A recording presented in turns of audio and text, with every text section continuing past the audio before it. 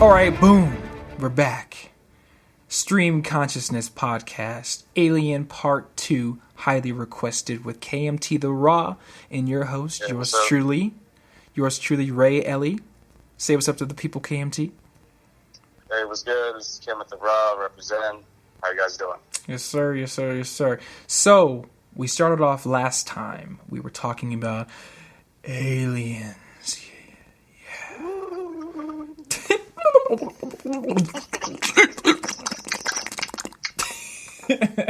Yeah, so we were talking about aliens. We got into we brought on tangents, but that's the name of the game, Stream Consciousness. We bring one topic, and then we just let the information flow. We let the consciousness flow. We bounce ideas off of each other. We come to conclusions. You know, we do everything we want to do because we just are. You know, it's a stream consciousness. I mean, I can't put it any other way. It's just lit like that. It's what we do. So, we ended off with talking about how the government may be worshiping aliens in that lady who was appointed in the UN for... Maslin Othman. How do you say it? Maslin Othman, Othman. Osman. How she was appointed basically the liaison of space affairs, however you want to put it. The ambassador for extraterrestrial relations. Yeah, which is wild. So that's what she does. She's in a position there, so obviously at some level of government, they do acknowledge something and or the need for something, bridging the gap, blah, blah, blah. So, I want to go right into there. I know you're prepared. You have some CIA stuff. You have your own opinions on this. So I'll let you take it. All right. Just kind of getting specifically into that subject, to where some people believe that the governments of the world, particularly the United Nations, may already be working with some type of extraterrestrial or know about them or something like that. Especially because, like you said, we have Maslin Othman, who was appointed on the United Nations as the ambassador for interplanetary relations. Yep. And that was way back in 2012. So who knows? That was on the record. That was public. It was on CNN. And also getting into that subject about how they probably have either worshiping them or working with them. I guess I have to give a little bit of background because this actually came from a project called Project Montauk. Now, Montauk actually came off of the heels of another project that happened in America called the Philadelphia Experiment. I'm pretty sure that some people have heard of that. I've heard of that. But essentially what this was is in, what year is this? I think it was 1955. The United States government was working on technology to be able to make battle cruisers on the ocean and submarines and things like that invisible, so that they could do covert operations or sneak up on the enemy and things like that. Okay. And so there was a few people working on it. One of them being, if I'm not mistaken, so the timeline. So it was actually in 1943. Okay, sorry about that. Yeah, because I was like, those years don't match up. So in 1943, there was actually a league of scientists, including both Albert Einstein and Nikola Tesla, who were commissioned by the U.S. government to pretty much head up this project. The Philadelphia Project. What's that? The Philadelphia Project?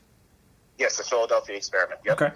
And then so essentially, Nikola Tesla actually advised against the project because he was basically explaining to them that they didn't know what they were doing when handling electromagnetic fields. So what they were going to do was basically hypercharge magnets on the ship using the ship's onboard power system. And then they turn it on, and then the electromagnetic field should basically create like a mirror effect or invisibility effect, so that the ships wouldn't be seen. Using electrons and using hypercharged electrons? Hypercharged magnets. So magnets. They're creating an electromagnetic field with highly charged magnets. All right. And then so basically what it was supposed to do was create invisibility. However, Nikola Tesla, after being told about what the project was for, he was a man of peace, and he basically dipped pretty early into the project. And then Albert Einstein, after looking at the calculations, basically said, you guys don't know what you're doing. It's not going to have the effect that you think it's going to have. And he actually wound up sabotaging the project and changed some of the numbers so that they wouldn't be able to do it correctly. Einstein. But they went ahead. Yes, he did. Yes. And then so he actually sabotaged the project by changing some of the numbers. And then what wound up happening is they went ahead and went forward with it anyway and started testing it. So they turned on the magnets, and then according to the reports, there's only 2 people that technically survived the encounter. But according to the reports, there was a bright flash, and the ship, and then the entire battle cruiser, the ship disappeared. And then there was reports that the ship was seen in multiple places all around the world. It appeared in the desert. It appeared in different states of the United States. It was in different countries and random spots just past all around the world, just flashing until they finally turned it off, and then it reappeared back where it came. So who is reporting this? Where are you getting the sources from? For the people out there listening, we're looking up. We spend a lot of time looking up this stuff, so just kind of to share it with people, so we're not just this was on that Inquirer magazine or that tabloids. Well, yeah, let me read the book on this. There's a lot of information on Wikipedia, but I actually had a book on this that I no longer have. Give me a second. No problem. So pretty much, Einstein sabotaging a government experiment, to me, sounds like he would have charges put on him. It sounds like he would be the one erased from history, even though Tesla, coincidentally, was the one erased from our textbooks in history. So I don't really know. I'm a little bit skeptical on the Einstein sabotaging thing, because if dudes actually died during this and the ship was gone, and I'm sure the ship cost at least a few $1 million maybe back then. Well, the ship was fine after everything came back. It was just the crew that had problems. So according to the accounts, because this is the reason why it was basically shoved under the rug as a conspiracy, because the majority of the people on the ship died, and there was only 2 that survived, and then 1 committed suicide, and then the other one went crazy and then disappeared. And then so these accounts were from them.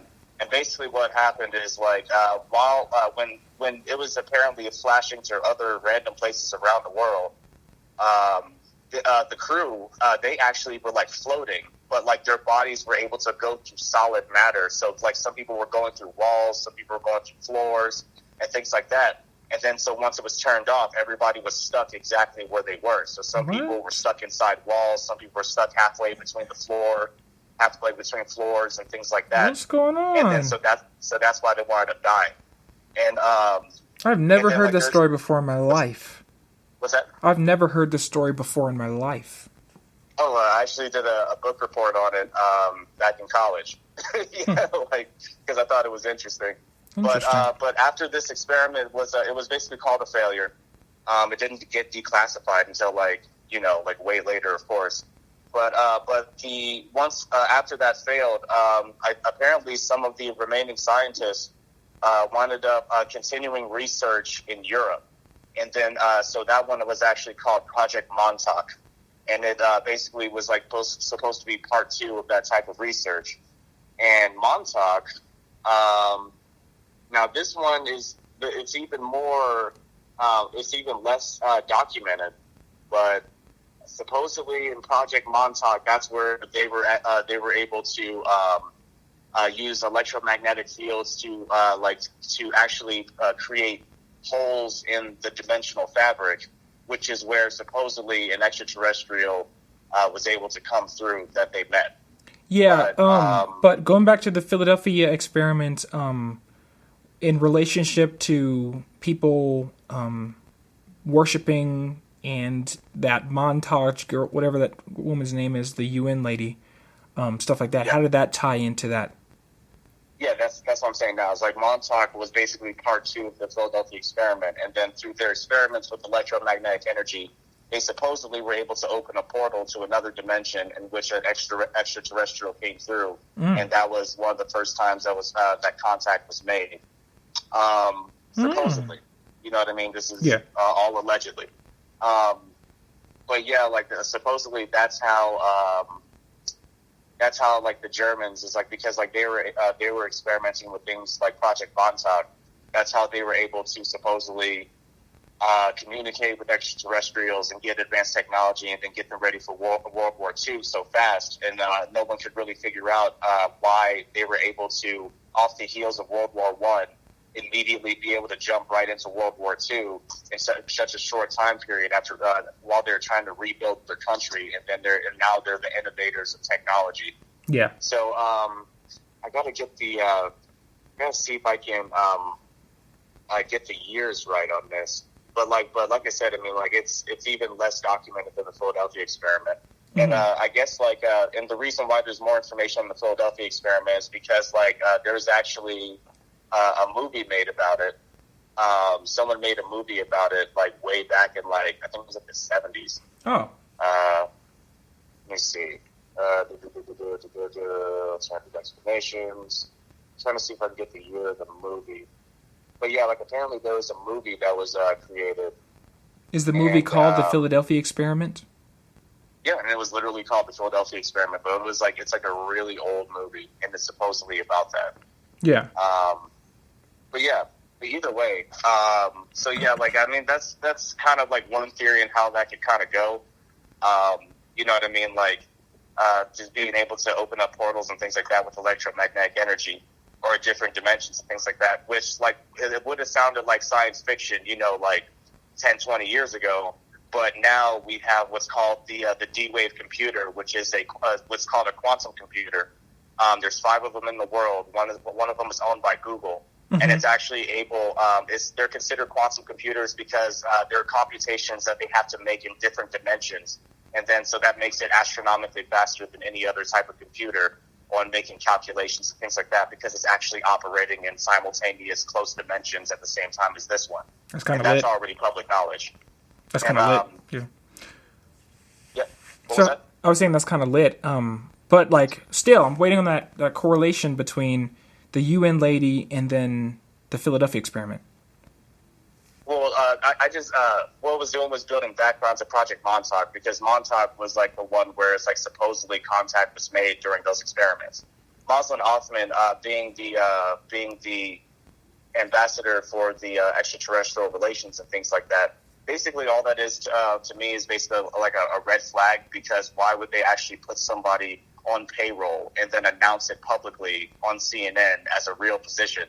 You know what I mean? Okay, so you're saying the fact that the Philadelphia experiment was a thing, there's a lot of movies on it, there's documentation, and then Project Montage means that they actually almost public record said, yes, an alien came through, we made contact, blah, blah, blah. Fast forward 2012, and then we appointed a UN person. So it's kind of this is not just a coincidence, because they literally almost right out said, we made contact, this is what it is, and then now we appointed a UN people because now we understand the need for such a person. For such an ambassador, yes. Yeah, okay. And I actually have some related information. So I also put up some information on a project called Operation Looking Glass.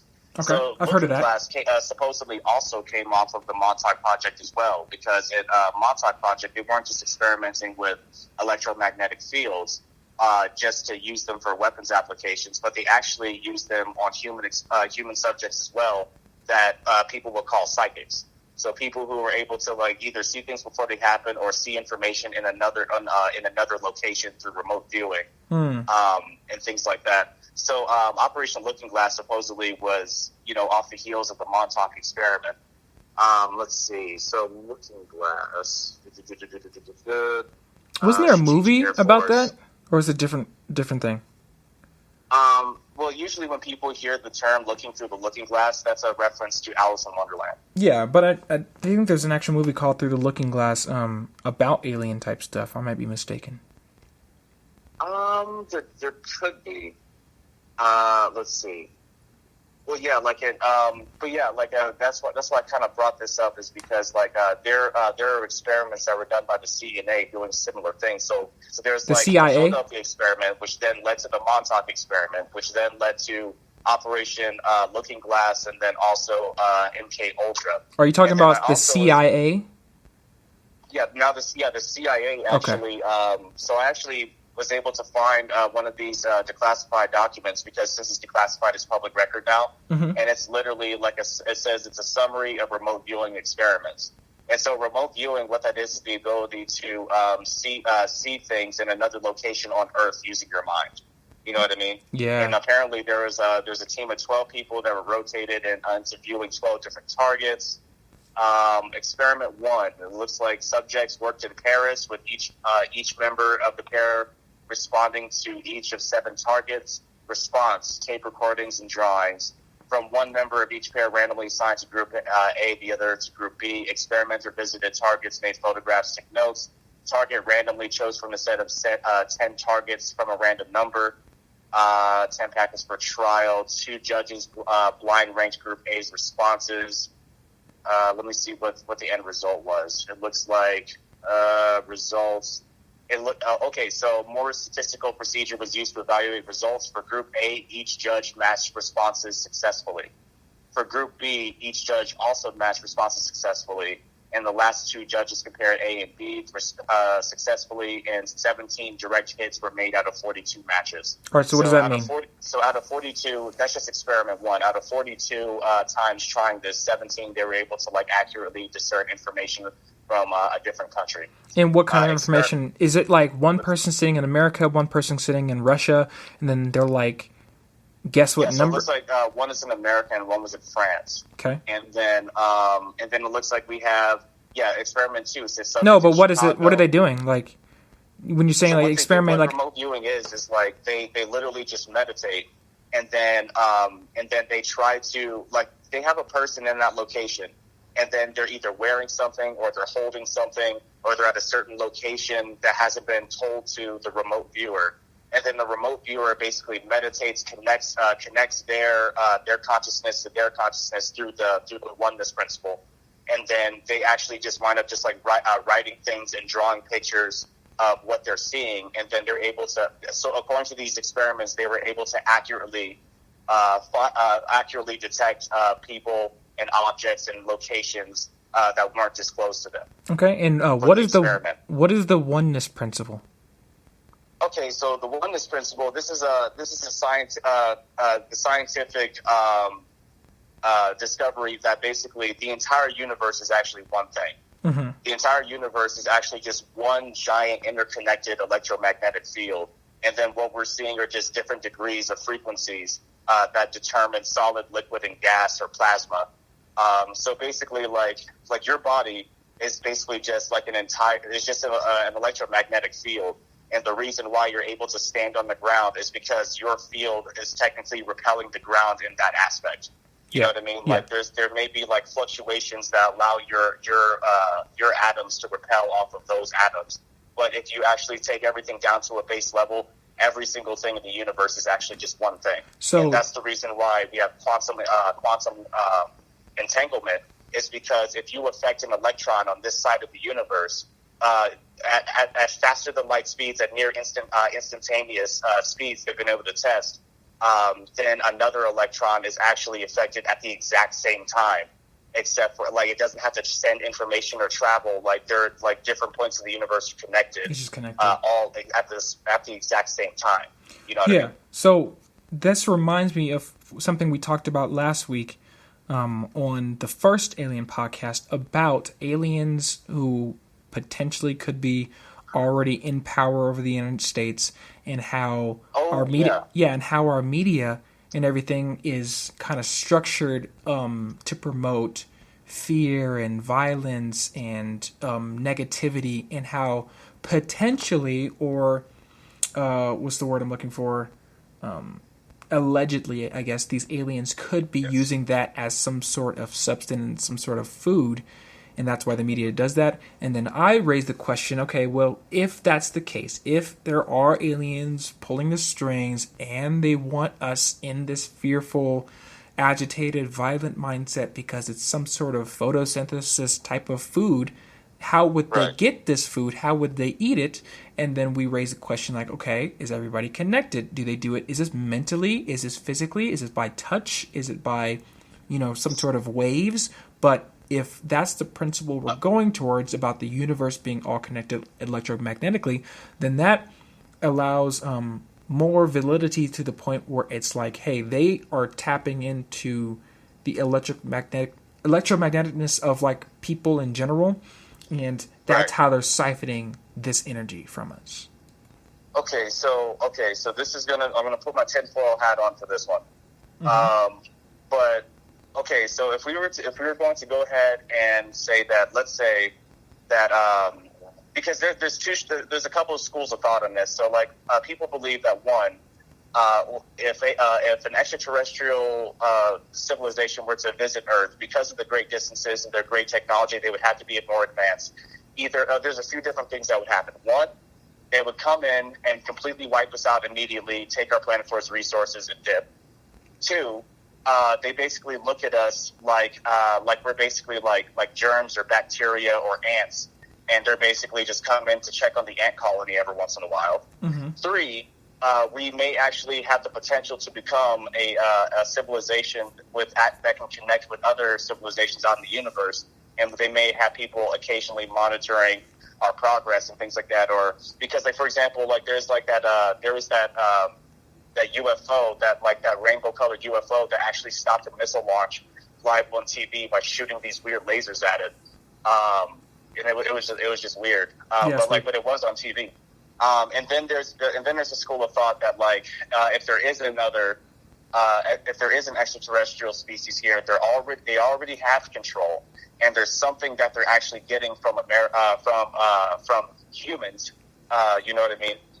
Because it may not be maybe their source of sustenance isn't it's not carbon-based life. It's not like water or oxygen or gold or anything like that. It might not be anything like that. It could just be because let's put it this way: if you were to have one of the ways that you'd be able to travel faster than light is to use the oneness principle of the entire universe, right? Yeah. And then so if you were able to do that, then you would basically have to have technology that interfaces with consciousness. Because because consciousness is one of the only things that actually tie to the source of the universe itself. That's where all thought comes from. That's where innovation comes from. That's what connects us. And it's in different varying degrees of this that an extraterrestrial would be able to interact with you. So back to tinfoil hats. There are people that believe that certain extraterrestrials can only be around you in positive states of mind. Because if you check the frequency that's emitting from the brain when a person is positive, the wavelength is really fast and compressed, meaning that it's at a higher frequency, meaning they can operate in a slightly higher dimension than a regular person or somebody who is being upset. Being upset puts out a low frequency, so really elongated waves. And so if an extraterrestrial comes from a higher dimension, then they wouldn't be able to interact with something that was so far away. You would have to actually be closer to their frequency in order to be able to communicate. Yeah. But that means that if one side is true, the other side would have to be true, and then that would mean that there are entities that can only get close to you by if you were matching their frequency on the low end. Yeah. Which is why oh man, this just opened up a whole other thing I just remembered. So CERN. The people that have the people that supposedly created the internet, and then also have the particle accelerators around the world, like the Large Hadron Collider. Apparently, they've done studies with antimatter, and antimatter apparently any place that antimatter is stored, they found out that they had to start storing it like a football field deep underground if they're going to be around any other types of people, because there was a college. That apparently they got they went off the record because they didn't want bad press. But there was a college where they were allowed to store antimatter in a facility that was about 100 feet underground the college. And then all of a sudden there were like riots and people were like doing random acts of violence and things like that as they were collecting this antimatter for their experiments and keeping it there. So like apparently like the very nature of of interacting with different dimensions, apparently like we're not the only ones here. So that's the concept of like angels and demons, if you want to like tie it into that, is because higher frequency beings, which we would consider positive, they operate in a dimension that's slightly higher than us, and then what you would consider a demon is like slightly lower, which is why your emotional state brings in certain types of energies and things like that, and which is why the law of attraction principle, if you're positive, you attract positive. If you're negative, you attract negative. All right, so like, 1 second. How do you, I don't know if you know the story completely, but like, how did they come to their conclusion that antimatter itself was the reason for these people's riots type of thing, or their bad mood? It's because it happened like multiple times. Like, so they tried, like, I think there was like 4 different locations. It was like 4 different locations that they tried having the antimatter stored in. And before they found out that that had to be a certain distance away from the general population, because apparently it just has like antimatter just has effects on human psychology, like causing like nightmares, fits of rage, violence, and things like that, which is why like they're a lot more careful now about where they store antimatter. All right, and then how do you store antimatter? Because isn't it antimatter? Exactly. So basically, all of this is actually like public information on the CERN database.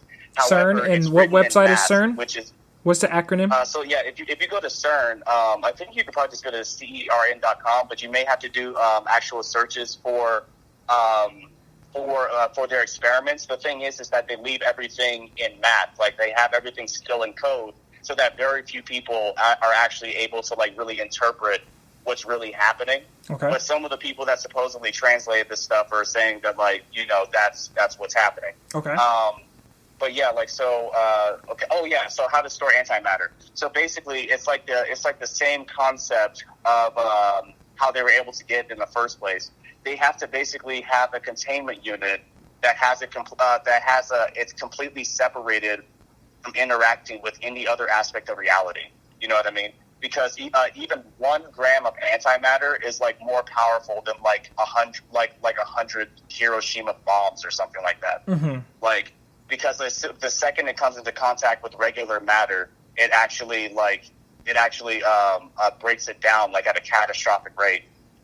Which is why like CERN is collecting it, because they're trying to see if it can be used as a power source, or if it's going to be like the next generation super weapon. So when it comes, how did they? First of all, my first question is, how did they figure out that if it comes in contact, it breaks down matter super fast? So is it saying that it breaks it down and destroys it, or is it saying that as soon as it comes in contact with actual matter, then it explodes?